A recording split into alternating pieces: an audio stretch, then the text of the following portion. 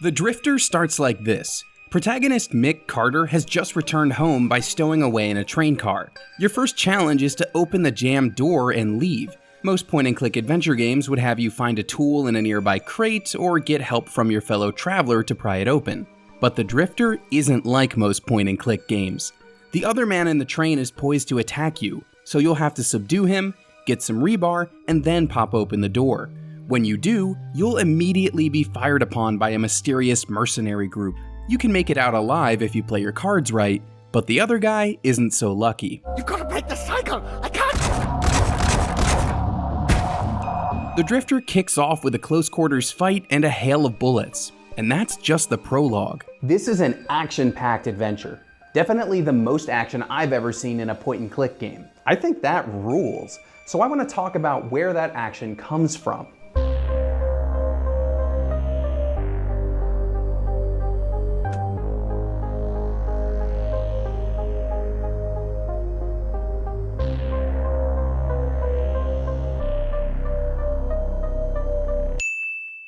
Just to expound on that spoiler warning a little more, I don't want to give away too much of the plot, but I also don't want to show too many puzzle solutions. The fun is in figuring those things out for yourself.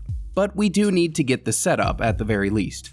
Mick Carter, who we just saw dodging bullets in the train yard, is back in town for his mother's funeral after being away for a number of years. Mick himself is the titular Drifter, having spent that time away doing odd jobs and moving from town to town. His sister Annie is expecting him at the funeral, his ex-wife Sarah hasn't spoken to him in quite a while, and his deceased son Alec starts haunting him in the early chapters of the game. Are you a ghost? Are you in my head? You know as well as me, Dad. Meanwhile, unhoused folks are going mad and disappearing off the streets. There are rumors of Malinji, some sort of shadowy figures with burning eyes. There's so much going on just a few scenes into the Drifter. So while you are still solving traditional point-and-click puzzles like charging a phone or sneaking into someone's office, there's an underlying tension that lends itself to those action-packed moments. If you check the game's Steam page or press kit, you'll quickly learn about the inspiration behind this action. Developer Powerhoof bills the Drifter as, quote, an engrossing roller coaster of a story, drawing on King, Crichton, and Carpenter. Wow, those are some big names. Legendary horror author Stephen King, techno-thriller titan Michael Crichton, and cult classic film auteur John Carpenter. We're actually gonna reverse that order for this video, so that we can backload the bigger spoilers. But the influences that each man had on the Drifter and how their styles influenced the action is easy to see. Have some respect! There's a ton of overlap between King, Crichton, and Carpenter's styles, but I've done my best to compartmentalize them for this video. I think that's an easier framework for all of us. Hey, that's the name of the channel. I'm sure you can hear the John Carpenter influence on the game's soundtrack already. I'm using it in this video. But I want to focus on Carpenter's films overall. His filmography includes bona fide blockbusters like Halloween, for which he composed that famous synth line. Then you've got cult classics like The Thing, Big Trouble in Little China, They Live, and more. There's a lot of variety in his body of work, but there are two common themes I want to highlight here: street-level stories and blue-collar characters. There's a seediness to the scenes in a Carpenter movie. Escape from New York, Escape from LA, and Big Trouble in Little China, set in the San Francisco neighborhood of the same name, all take us on adventures through famously dense urban areas. The Drifter does the same thing with Mawson, the fictional Australian city where the game is set. City streets are movie shorthand for a dirty or grimy quality. Unhoused people are shunned by much of society, but we spend the whole first chapter interacting with them. Mick gets physically dirty too, as he climbs through narrow pipes, hides in the bushes, or finds himself tied up and thrown into the water. Sudden icy cold shocks me awake. Mick could easily be a John Carpenter protagonist too. Plenty of his films feature military folks or scientists, but there's an everyman quality to them that I find so relatable. Big Trouble in Little China's Jack Burton, played by Carpenter's golden boy Kurt Russell, is a regular Joe truck driver. A blue-collar worker like that tends to have street smarts, and those come in handy when the story is set on the city streets we just talked about. Mick Carter has been working odd jobs for a few years outside of Mawson. Now that he's back, he can put his mechanical knowledge to use. Like MacGyver, Mick can use the limited tools at his disposal to get out of a sticky situation.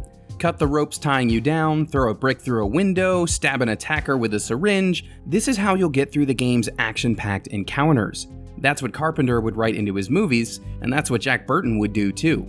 When I noticed I had the components for a Molotov cocktail in my inventory, I knew exactly what I was meant to do when the cops showed up.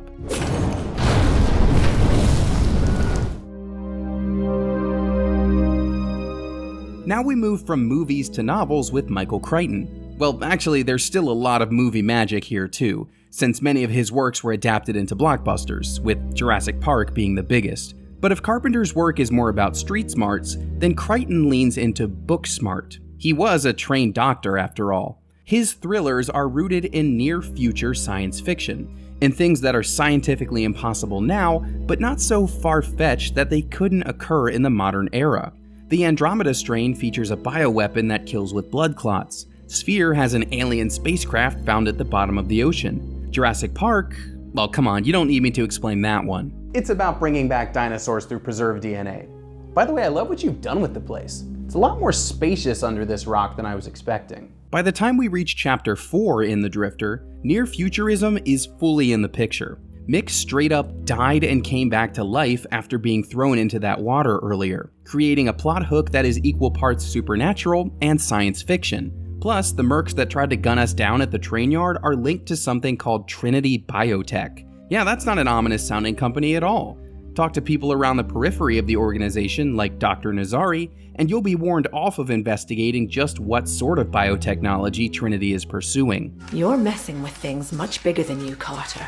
Another characteristic of Crichton's writing is that his characters are a little broad. They tend to rattle off specific viewpoints rather than act like fully developed individuals. That's not a negative. It's part of what drives the plot in The Drifter too. I'm gonna cite Jurassic Park because Dr. Ian Malcolm, played by the magnificent Jeff Goldblum, is the best representation of this idea. Author Spencer Baum had this to say about Malcolm in a ranking of Crichton books on Medium. Quote, Malcolm was both Crichton's mouthpiece in Jurassic Park and the keystone that allows the whole tower to stand. Crichton's insistence on teaching science, history, and math to his readers as he goes has always been a thorny problem for him to solve in the narrative, and he's never solved it as elegantly as he did with Malcolm. The Drifter has plenty of its own perspectives. Everyone has their input on the mysterious events, and each person plays into an archetype. Angela, the reporter, wants to get to the bottom of the disappearances. She'll get in way over her head for the sake of a good story, even if it leads to getting kidnapped. Detective Hara is willing to bend the rules or partner up with Mick, even if they're on different sides of the law, or the Molotov, for the sake of uncovering the truth. Even Mick's ex-wife Sarah gets in on the action, offering technical and emotional support after the two of them reunite. In the midst of all this action, it's nice to have some more tender moments of reconciliation. Help yourself to food. Annie wouldn't mind. While all three names in this video are prolific, Stephen King has the largest body of work by sheer numbers. The man has written an absurd amount of novels and short stories, the vast majority of which sit in the horror genre. You've got Carrie, It, Pet Sematary, The Shining, too many to name, honestly. Fun fact, John Carpenter directed the movie adaptation of Stephen King's book Christine. So, synergy. Broadly speaking, Michael Crichton's stories get their thrills from the sci-fi idea or the narrative events themselves. Stephen King, on the other hand, elicits fear from within the individual characters. Their inner monologues can be just as terrifying as any monster hiding under the bed. This actually translates super well to a video game like The Drifter. Mick has a constant narration that makes even the more mundane moments feel exciting. I wait and watch. Wet leaves cling to my neck like cold, dead fingers. Shout out to the voice acting in this game, by the way. It's top notch. Those inner monologues and outward dialogues drive the plot forward, so there's a sense of momentum even when there's nothing breaking or exploding on screen. Making these moments just as action-packed as each chapter's cliffhanger ending is no small feat, but Powerhoof pulled it off. In terms of King-style horror, Chapter 3 is the best example.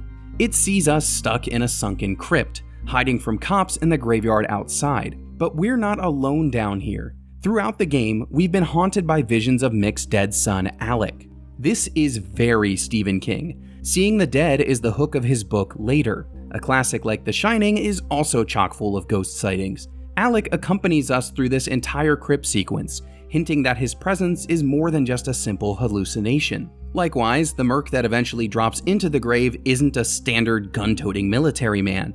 It's a tentacled monster, the Malinji. Is that story true? Are these monsters real? Well, if you ask me, getting skewered by the tentacles is actually a hallucinated version of getting shot with multiple bullets.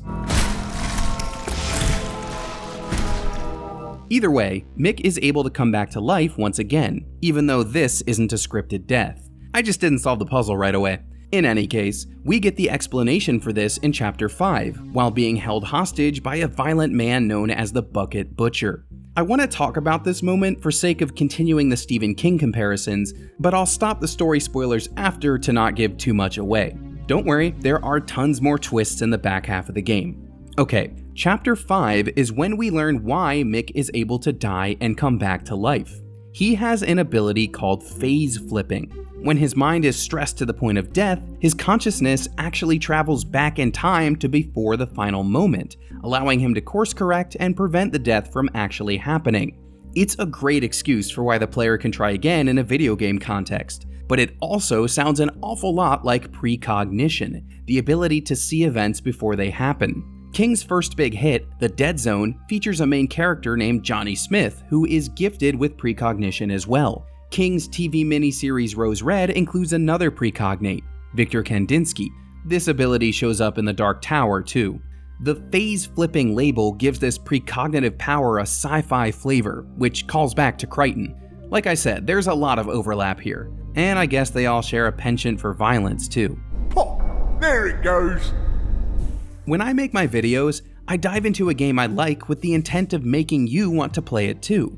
The Drifter is awesome and you should definitely check it out. But this time, I'm not just trying to sell you on one game. The Drifter is the result of influences from 3 very talented individuals. And even though we've only quickly touched on Carpenter, Crichton, and King, I do hope I've sparked your interest in their works too. John Carpenter's movies include blockbusters and cult classics, running the gamut of slasher to martial arts movie. There's a grit and grime to all of them that I see reflected in the Drifter's city streets and characterization. Mick Carter is also the exact kind of everyman protagonist that I can see leading the charge in a Carpenter film. When you reach the final chapter, you'll know exactly the one I'm picturing. Speaking of characters, the cast of The Drifter is evocative of Michael Crichton's novels. He wrote characters as mouthpieces, using broad archetypes to promote different schools of thought.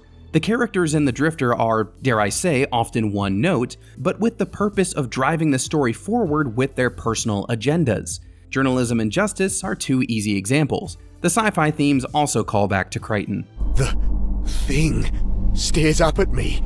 Likewise, the horror and supernatural elements are straight up Stephen King. His stories, particularly those about ghosts or psychic abilities, are what come to mind here. Seeing your dead son, dying and coming back to life, these things are very much in King's wheelhouse. When the team at Powerhoof says they took inspiration from these 3, they weren't kidding.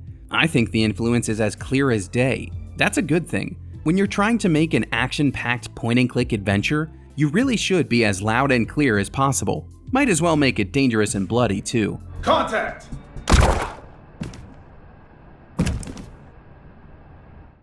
Hey, thank you so much for watching this video. If you like what I'm doing here on Framework, please hit that subscribe button in the middle. It would help me out an awful lot if you do. And if you want to see another one of my videos, you can hit that link on the far left. Thanks for watching, and I'll see you next time.